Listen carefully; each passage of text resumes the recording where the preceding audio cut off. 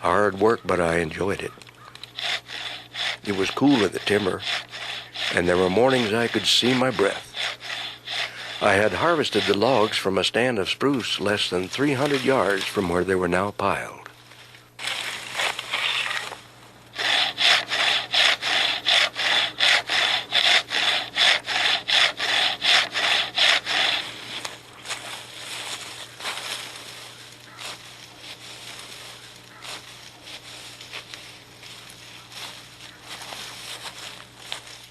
The logs were a great deal lighter now than they were then, and could be handled easily enough.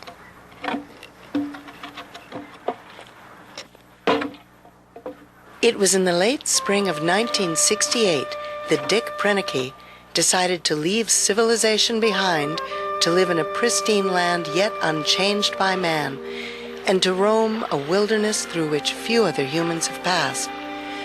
While carving out a new life in this remote valley known as Twin Lakes, Dick would not only keep daily journals, but would film his Alaskan odyssey with the help of a tripod-mounted camera. It was time to be moving on. I was anxious to get to Spike's cabin to see if it was the way I had left it last September.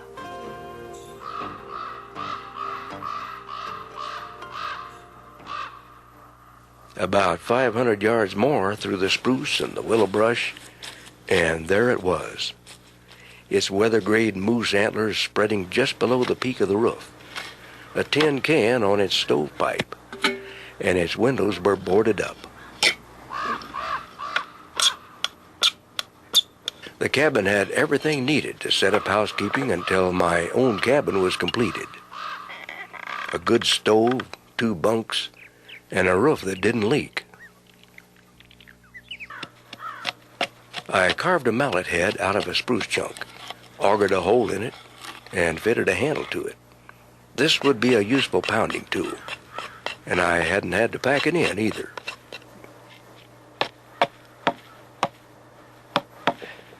The same with the handles I made for the wood augers, the wide-bladed chisel, and the files. Much easier to pack without the handles already fitted to them.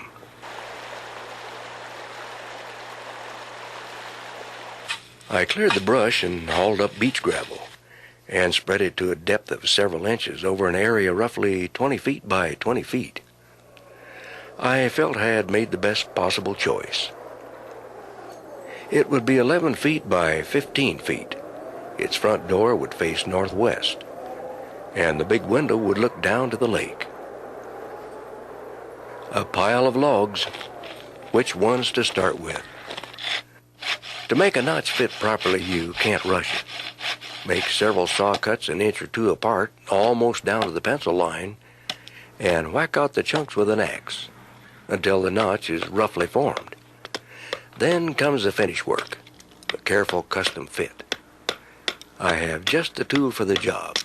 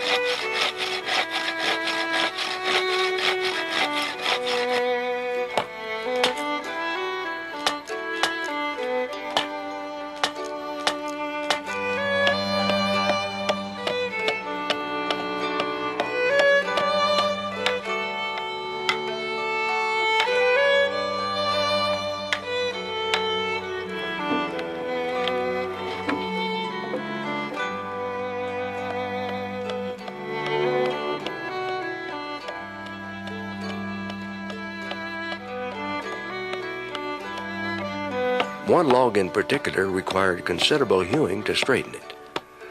I must say white spruce works up nicely with an axe and draw knife.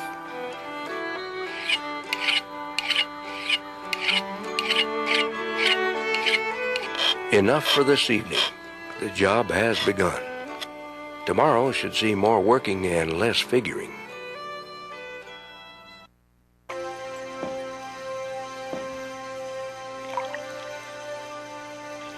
I glided silently along over a different pathway.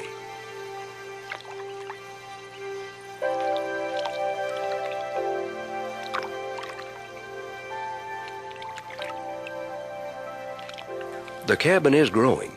28 logs are in place. 44 should do it, except for the gable ends and the roof logs. It really looks a mess to see the butts extending way beyond the corners, but I will trim them off later. You can't rush it.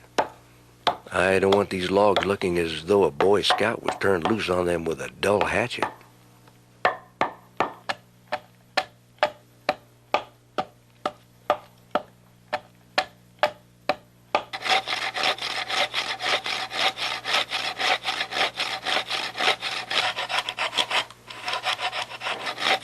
Finally back to the cabin building.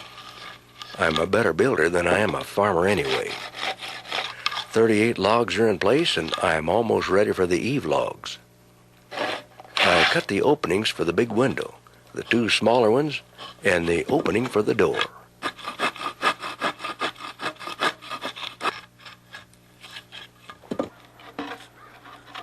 Five logs were very special. These were the 20-footers, which along with the gable ends would be the backbone of my roof. 2 would be eave logs, 2 would be purlin logs, and the last and the straightest would be the ridge log. As it stands now, the cabin looks as though logs are sticking out all over it, like the quills of a riled porcupine.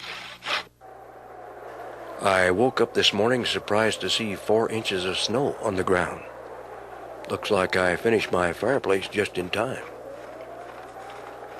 It's a frosty morning at 23 degrees, 35 degrees in my cooler box, and the lake water at 42 degrees. But the pressure is off. The fireplace is built, and what little there is yet to do can